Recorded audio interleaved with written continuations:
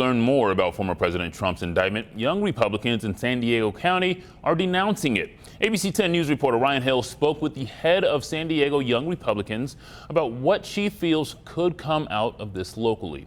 It's been 24 hours and some change since former President Donald Trump was indicted and will face criminal charges. I think the Republican Party in general are very unified in that they think that this indictment is personal and it's a partisan prosecution. Cynthia Cowie is the head of the San Diego Young Republicans. For her, this indictment did come with some shock, but wasn't a huge surprise given the coverage of a pending indictment. When the ultimate result transpired, I knew it was just a matter of time. Representative Adam Schiff says it was a startling situation. He tells me he isn't sure how the indictment will change the attitudes about the former president. I think for critics of the former president, it will certainly seem like finally accountability has come. For supporters of the president, I'm not sure whether they doubt whether the president was paying hush money to a porn star. They just may not care. Cowie feels there are some young Republicans who would still care to vote for Trump in 2024. There are a lot of young Republicans in San Diego that want to look at the field for all the different presidential candidates. But I think that the one unifying thing is I think that young Republicans in San Diego do condemn this. For Schiff, no matter how this cuts politically, the politics of it aren't the most important part at the end of the day. But rather